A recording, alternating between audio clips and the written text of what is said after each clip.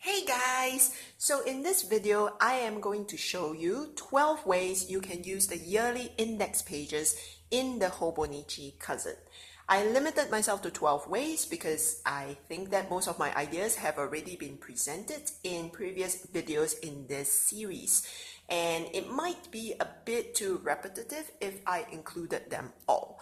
So if you are new to my channel, please check out the other videos for more ideas. I will leave the links in the description box below, so please check them out. So let's get started. The first idea is a study tracker. So first you assign a color to a course, and then you write down the chapters that you need to cover for that month or you want to cover for that month. So for example, I have assigned orange to Psych 001. I need to complete chapters 1 to 5 for this month. Then for every 30 minutes that I studied each day, I get to color a square. So for example, I spent 2 hours on Lit 529, so I color 4 squares here, yellow, and then I can write down C1 representing chapter 1. So I know that I spent this time, these 2 hours here on chapter 1. And do this every day, and then at the end of the month, I might include a review of how the challenges that I encountered while studying for my courses. So that's how I might use a study tracker in the yearly index pages. Now the second one is known as a Gantt chart. This is the second one. Oops. Yep.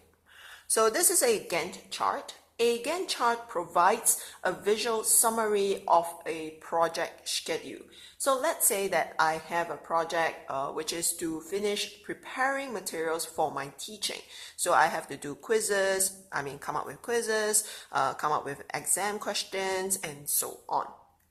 Now, based on my past experience, I know that I spend maybe a day or two on coming up with questions for the quiz, a day or two for exams, and so on. Then I basically block out that time to do that task. So for example, I think that on the first and the second of that month, I'm going to work on the quiz. So I block this out with these dots and lines, and so on for the other tasks in that project. So this provides me a overview, or I can see at a glance what the project timeline is and what I should be doing at which point in time. Now, of course, at the bottom, I could write down some thoughts or some notes on this project timeline. So the third thing that you might want to use this space for is to track the amount of time that you have been spending on your work. And this is actually something that I intend to do in the coming week. But specifically, I want to distinguish between shallow work and deep work. So this idea of shallow work and deep work comes from this book called Deep Work by Cal Newport. So according to Cal Newport, deep work is, and I quote, professional activities performed in a state of distraction-free concentration that push your cognitive capabilities to the limit. These efforts create new value, improve your skill, and are hard to replicate. Whereas shallow work is non-cognitively demanding, logistic-style tasks often performed while distracted, and these efforts tend to not create much new value in the world and are easy to replicate. So in my line of work, there are a lot of opportunities for me to both do shallow and deep work, and I'm a bit concerned that I've been spending too much of my time on shallow work than on deep work. So in the next week, I intend to record the amount of time that I spent on shallow work and deep work so that I know exactly where my time is going and whether I am really creating value for my bosses and my clients. So I would use this space here to track the amount of time that I spend on those two types of activities. And then perhaps at the end of the month, I would write down some ideas on how I might want to increase the amount of time that I spend on deep work versus shallow work. So that is how I might be using this space to track my time on work. Now, if you work part-time, you might want to use this space to record the hours that you work and the income that you get, so that at the end of the month, you would be able to check whether the correct amount has been banked into your account or not. You can also use the top to write, if you have more than one part-time job, you could use the top to write down where the location is and so on.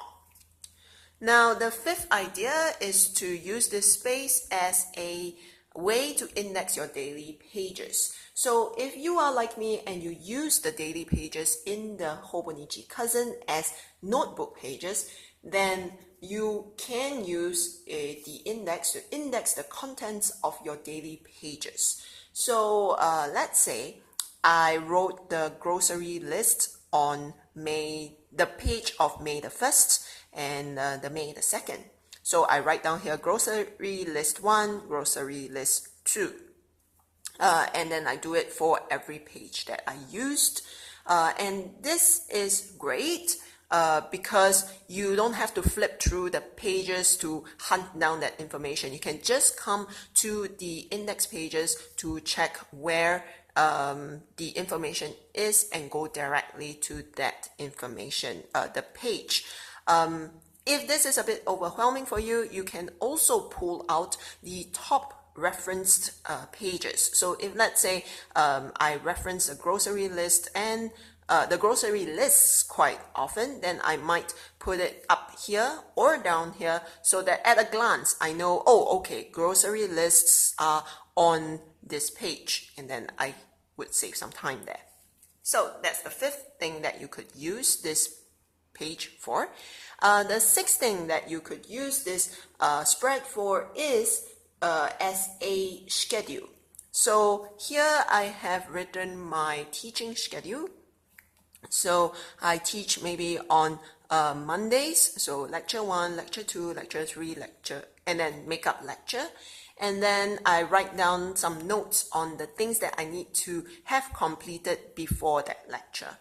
And then I write some notes at the top and at the bottom. So for example, I might write here, these are the important things that I have to complete for this month for my teaching. And then a bit of a review at the bottom. Now, the seventh way that you could use this spread is as a mood tracker. So this is a spin on the year in pixels idea that I presented in my previous two videos. So basically, you assign a color to an emotion and you evaluate your overall emotion at the end of each day, and then color the box with the assigned color. So you can just stop here, or you might write down a few keywords in this space to remind yourself of the reason you felt that way. So for example, from this date to this date, I felt anxious, right? So from 4th to the 11th, I felt anxious, and the reason is that I had exams those days. So this would help put the emotion in context. Now, the eighth idea is a self-care tracker of some sort. So here you can write one thing that you did each day to take care of yourself, either mentally or physically. And it can be something really small, like buying yourself hot chocolate, or sleeping in, or exercising. I think that having a dedicated space to record such things is important, because it tells your subconsciousness that you value you. You are going to put yourself first. It is important to take care of yourself, things like that. This is the signal that is being sent to your subconsciousness. So I think that this would be useful for that kind of situation. You could, of course, use this space as a gratitude tracker of some sort. So you write a couple of phrases about what you are grateful for. Now, you may also want to use this space as a habits tracker. So you write the label for the habits here, such as meditation, exercise, eating vegetable, 1 serving of vegetable each day, or something like that. And then if you have completed the habit for that day, then you color a square, otherwise you don't. And then at the end of the month, again, you can use this space for a review to see what strategies you can come up with to increase the frequency of you sticking to that habit. Now, if you do strength training, then you might use this space to track the weights that you used. So here you write the exercises such as squats, deadlifts, lunges, and so on.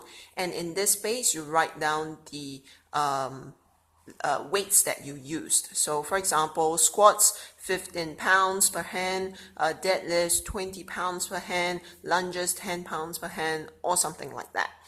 And then here you could write the goals that you have for that month. So for example, I want to reach a weight of 58 kg, I want a waist of this size, a hip of this size, and then at the end of the month, I measure myself and compare it against my goal to see how close or how far away I am from that goal.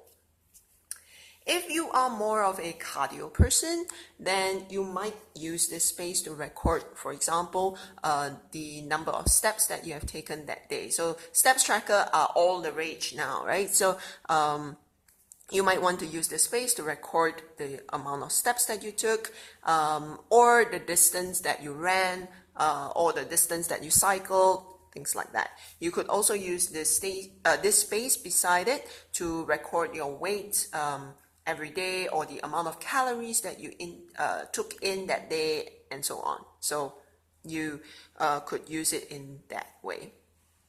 You could also include the goals at the top, and then a review as usual at the bottom. So that wraps up the 12 ideas. There are plenty more ideas on how you can use the index pages. So please refer to my videos for more inspiration. And if you like this video, please subscribe. I try to upload 1 video every week, and I also I try to post about 3 to 4 times a week on Instagram on more general topics like productivity. So if you are interested in that sort of thing, so you could check out my Instagram account. The link is in the description box below. As always, thank you so much for watching. Take care and bye-bye.